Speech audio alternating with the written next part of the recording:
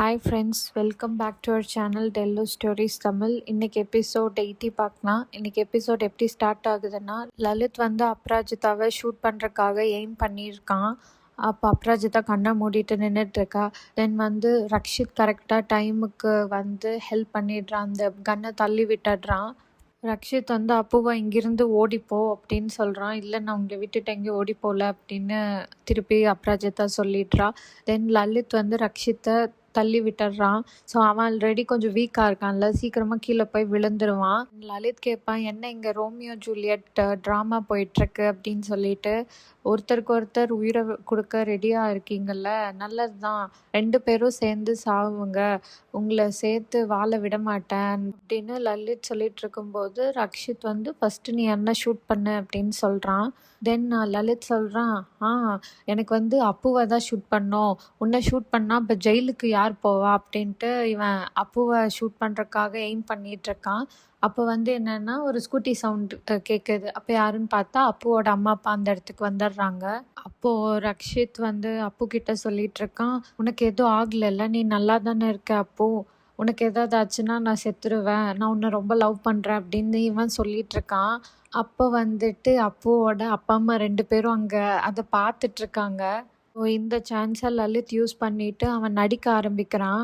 நீங்களே பாருங்கள் என்ன பண்ணிகிட்ருக்காங்க 2 பேரும் அப்படின்னு சொல்லிட்டு.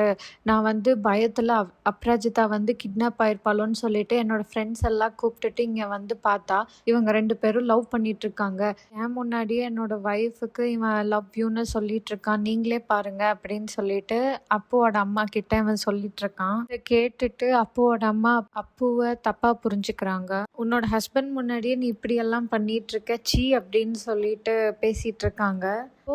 அப்புவோட அப்பா வந்துட்டு லலித் கையில் இருக்க கன்னை பார்த்துருவாரு. பார்த்துட்டு என்னது இது கன்னெல்லாம் கையில் வச்சுருக்கீங்க அப்படின்ட்டு கேட்பாங்க.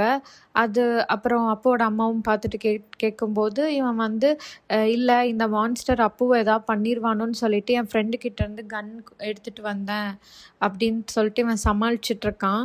அப்போது மாலதி வந்து என்ன சொல்கிறாங்கன்னா, என்னால் இதுக்கு மேலே டாலரேட் பண்ணவே முடியாது, என்னால் டாலரேட் பண்ண முடியல அப்படின்னு சொல்லிட்டு லலிதா ஸ்லாப் பண்ணுறாங்க. ஆக்சுவலி இதுதான் பயங்கரமான ட்விஸ்ட், நம்ம யாருமே எதிர்பார்த்துருக்க மாட்டோம் இப்படி ஒரு சீன் நடக்கும்னு.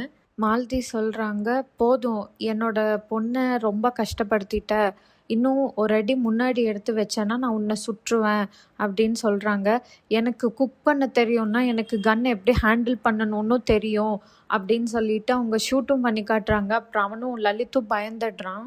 நான் உன்னை சன்னின்லா மாதிரி கூட கிடையாது, ஒரு காட் மாதிரி ட்ரீட் பண்ணேன், நீ சொன்னது நான் எல்லாமே நம்பினேன், ஆனால் நீ என்னை எப்படி மேனிப்புலேட் பண்ணியிருக்க, நீ சொன்னன்னு தான் நான் என்னோட பொண்ணை வீட்டை விட்டு கூட அனுப்புனேன், ஆனால் நீ ஒரு அரக்கன் லலித், உன்னோட அம்மா கிட்ட இருந்தா நான் உண்மை எல்லாமே தெரிஞ்சுக்கிட்டேன் அப்படின்னு மாலதி சொல்கிறாங்க. ஃப்ளாஷ்பேக் காட்டுறாங்க.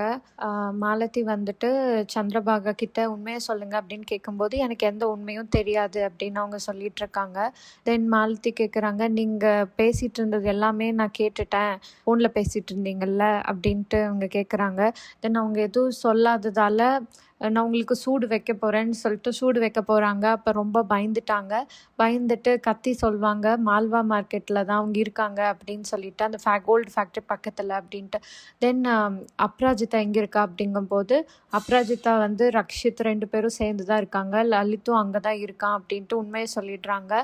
ஸோ உடனே அப்புவோட அம்மா வந்துட்டு நம்ம போயிட்டு அப்ராஜிதா கூப்பிட்டு வரணுன்ட்டு கிளம்புறாங்க. இதுதான் ஃப்ளாஷ்பேக். லலிதி அப்பு கிட்ட ரொம்ப எமோஷ்னலாக பேசிகிட்டு இருக்காங்க. அப்பு, சாரி, நான் உன்னை காப்பாற்றி இருந்திருக்கணும், நான் உன்னை ப்ரொடெக்ட் பண்ணியிருக்கணும், சப்போர்ட் பண்ணியிருக்கணும், அம்மாவாக இருந்தும் உன்னை நான் தனியாக விட்டுட்டேன், என்னை மன்னிச்சிடு அப்படின்னு சொல்லிட்டு கேட்குறாங்க. இனி எந்த கஷ்டம் வந்தாலும் என்னை தாண்டி தான் உன்கிட்ட வரும் அப்படின்னு சொல்கிறாங்க.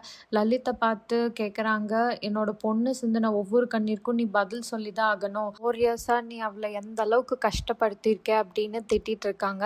அப்போ லலித் என்ன பண்ணுறான்னா, பக்கத்தில் இருக்க ரவுடி கிட்ட சிக்னல் காட்டுறான். தென் அவன் என்ன பண்ணுவான்னா மாலதி கையில் இருக்க கன்னை கீழே தள்ளி விட்டுருவான். லலித் அந்த கன்னை எடுத்து மாலதியை எய்ம் பண்ணியிருப்பான். எய்ம் பண்ணிட்டு நீங்கள் வந்து என்ன ராட்சசன்னு சொன்னீங்கல்ல, ஸோ ராட்சசன் என்ன பண்ணுவானோ நான் அதை பண்ணுறேன் அப்படின்னு சொல்லிட்டு இருப்பான். தென் மாலத்தியும் என்ன சொல்லுவாங்கன்னா, என்ன ஷூட் பண்ணு, எனக்கு ஒன்றும் பிரச்சனை இல்லை, நான் வந்து ரொம்ப தப்பு பண்ணிட்டேன், என் பொண்ணுக்கு வந்துட்டு உன்னை மேரேஜ் பண்ணி வச்சேன்ல, என்னோட பெரிய தப்பு அதுதான், நான் இந்த ஜென்மத்தில் பண்ண பாவத்தை நான் இந்த ஜென்மத்திலேயே கழிச்சிக்கிறேன் அப்படின்ட்டு இவங்க சொல்லிட்டு இருப்பாங்க. இன்னும் ஷூட் பண்ண போயிடுவான். அப்போ ரக்ஷித் வந்துட்டு அதை தடுத்துருவான். லலித் வந்து ரக்ஷித்தை தள்ளி விட்டுருவான் கீழே. கன்னும் ரக்ஷித் பக்கத்துலேயே வந்து விழுந்துரும். வந்துட்டு லலித் கிட்ட கேட்பா, உனக்கு எவ்வளோ தைரியம் இருந்தா என்னோட அம்மாவையும் ரக்ஷித் சரியும் நீ அடிப்ப அப்படின்னு. வந்து உங்க எல்லாத்தையும் நான் சாவடிக்கிறேன் அப்படின்னு சொல்லிட்டு இருப்பான். ரக்ஷித் பக்கத்துல தான் அந்த கன் இருக்கும். ஸோ அதை எடுத்து லலித்தை பாயிண்ட் பண்ணுவான். அப்போ லலித் சொல்லுவான், உன்னால நிக்க கூட முடியல, நீ வந்து ஷூட் பண்ண போறியா அப்படின்னு கேட்கும்போது அபராஜிதா வந்து லலித் கையை கடிச்சிட்டு அங்கிருந்து வந்து ரக்ஷித்க்கு வந்து ஹெல்ப் பண்ணுவா. ரக்ஷித் அப்பு கிட்ட கேட்குறான், உனக்கு ஒன்றும் ஆகலைல்ல அப்படின்னு. நீங்கள் இருக்கும்போது எனக்கு எதுவும் ஆகாதில்ல அப்படின்ட்டு அப்பு சொல்கிறா. தென் ரக்ஷித் வந்து அப்போ பி வித் மீ அப்படின்னு சொல்லிட்டு லலித்க்கு கன் வச்சு எய்ம் பண்ணிட்டு இருக்காங்க. போலீஸ் ஜிப் சவுண்டு கேட்ட உடனே இவங்க எல்லாரும் அந்த ரவுடிஸ் எல்லாம் ஓடிடுறாங்க. லலித்தும் ஓட பார்க்குறான், பட் அப்போ அவனை பிடிச்சிடுறாங்க. தென் ரக்ஷித்னால சுத்தமாக நிற்க முடியல, அவன் மயங்கி விழுந்துடுறான். ரக்ஷித் எழுப்ப ட்ரை பண்ணிட்டு இருக்கா, கண்ணை தரங்க சார் அப்படின்னு சொல்லிட்டு. அப்போ விவான், அவினாஷ், மோஹித் எல்லாருமே வந்துடுவாங்க. தென் லலித்தை பார்த்த உடனே அவங்க வந்துட்டு போயிட்டு விவானும் அடிச்சிட்ருப்பான். தென் மோஹித்தும் அடிச்சிட்ருப்பான். அவினாஷ் என்னாச்சுன்னு சொல்லிட்டு மாலதி கிட்ட கேட்கும்போது அவங்களும் இது எல்லாத்தையும் எக்ஸ்பிளைன் பண்ணிடுவாங்க லலித் பற்றி. ஸோ அவனுக்கும் கோவம் வந்துடும். அவனும் போயிட்டு லலித் அடிச்சிட்ருப்பான். அவன் லலித் வந்துட்டு ஆக்டிங் பண்ணிகிட்ருப்பான். பட் அவன் அவினாஷ் வந்து அதை எதுவும் நம்ப மாட்டான். மாலதிக்கும் கோவம் வந்து லலித்தை வந்து செப்பலால் அடிச்சிட்ருப்பாங்க. அந்த டைமில் போலீஸ் உள்ளே வருவாங்க. விவான் வந்து போலீஸ் கிட்ட இந்த மாதிரி லலித் அரெஸ்ட் பண்ணுங்க அப்படின்னு சொல்லும்போது போலீஸ் வந்து சொல்லுவாங்க, ரக்ஷித் தானே அவங்களை இங்கே கூப்பிட்டு வந்தார் அபராஜிதா அப்படின்ட்டு. தென் அபராஜிதா வந்து இல்லை அவர் என்னை சேவ் பண்ணுறதுக்கு தான் வந்தார் போலீஸ் ஸ்டேஷன்லேருந்து அப்படின்னு சொல்லிடுவா. தென் ஃபர்ஸ்ட்லேருந்து இப்போ வரைக்கும் என்னென்ன நடந்துச்சோ எல்லாத்தையும் கிளியராக சொல்லிடுவா. தென் இவனை வந்து அரெஸ்ட் பண்ணிடுவாங்க. லலித்துக்கு என்னென்னா, போகிறதுக்கு முன்னாடி நான் உங்கள் எல்லாத்தையும் ரிவெஞ்ச் எடுக்காமல் விட மாட்டேன் அப்படின்னு சொல்லிட்டு அவன் அப்படியே போயிடுவான். போலீஸ் கூப்பிட்டு போயிடுவாங்க. தென் அவன் போனதுக்கப்புறமா இங்கே ரக்ஷித் வந்து அப்போ லைட்டாக கண்ணு முழிப்பான். முழிச்சோடனே என்னாச்சு சார் என்னாச்சு அப்படின்னு கேட்டுட்டு இருக்கும்போது, நீ நல்லா இருக்கல அப்போ அப்படின்னு அவன் சொல்லிட்டு இருப்பான். எல்லாரும் அங்கே தான் இருப்பாங்க. தென் அவன் வந்து கொஞ்சம் அன்கான்ஷியஸாக இருக்கான்ல, மயக்கத்தில் இருக்கிறதுனால அவன் ஐ லவ் யூன்னு சொல்லிட்டு அப்படியே திரும்ப மயங்கிடுவான். கொஞ்சம் அங்கே இருக்கவங்க சில பேருக்கு ஷாக்கிங்காக இருக்கும். தென் அப்புறம் அப்பு வந்துட்டு ஹாஸ்பிட்டலுக்கு இவரை கூப்பிட்டு போகணும், சீக்கிரம் வாங்க அப்படின்னு சொல்லிட்டு காரில் ஏறி போகும்போது ஈரா வந்து எப்படின்னா ரக்ஷித் பக்கத்தில் உட்காரக்கு வருவா. பட் அபராஜிதா அவளுக்கு முன்னாடி போயிடுவா. ஸோ ஈரா ஃப்ரண்ட் சீட்டில் உட்காந்துப்பா. ஸோ எல்லாரும் கிளம்பிடுவாங்க அங்கேருந்து.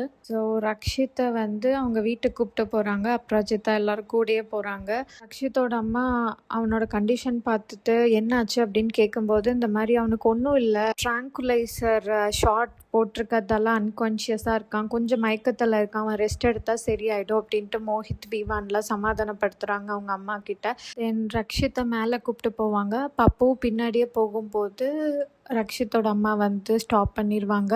நீ எங்கே போகிற அப்படின்னு சொல்லிட்டு இவ போகணுன்னு நினைப்பான். ஆனால் அவங்க அம்மா விட மாட்டாங்க. நீ வெளியே போ அப்படின்னு சொல்லிட்டு வீட்டை விட்டு வெளில அனுப்பிச்சிடுவாங்க.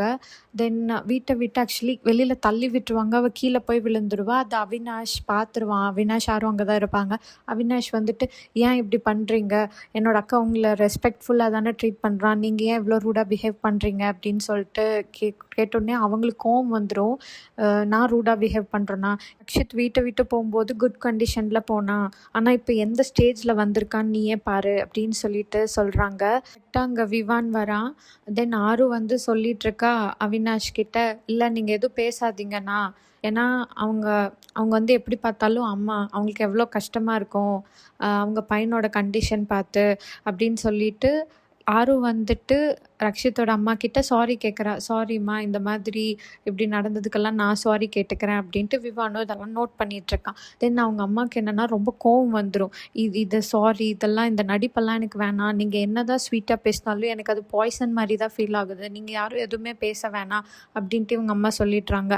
தென் அப்புறம் நீ அப்படின்னு சொல்லிட்டு அபராஜிதா கிட்ட, என்னோட பையன் ஜெயிலுக்கு போனதுக்கு காரணமும் நீ தான், அண்ட் இந்த கண்டிஷனில் இருக்கானே அது காரணமும் நீ தான், அண்ட் என்னோட ஹஸ்பண்ட்க்கு பேனிக் அட்டாக் வச்சு அதுக்கு காரணமும் நீ தான், எல்லாமே உங்ககிட்ட இருந்து தான் பிரச்சனை வந்துச்சு. ஸோ இதுக்கு மேலே நீ என்னோட வீட்டில் இருக்கவங்க யாரையுமே நீ மீட் பண்ணக்கூடாது அப்படின்னு சொல்லிட்டு இவங்க வந்து ரொம்ப ரூடாக அப்ராஜிதா கிட்ட பேசிகிட்டு இருக்காங்க. போதும், இது வரைக்கும் நடந்ததே போதும், நீங்கள் எல்லாரும் என் வீட்டை விட்டு இப்போ கிளம்புங்க அப்படின்னு சொல்லிட்டு ரக்ஷித்தோட அம்மா சொல்லிடுறாங்க. இதோட இந்த எபிசோட் முடிஞ்சிச்சு. உங்களுக்கு இந்த எபிசோட் பிடிச்சிருந்ததுன்னா லைக் பண்ணுங்கள், சப்ஸ்கிரைப் பண்ணுங்கள், கீழே கமெண்ட் பண்ணுங்கள்.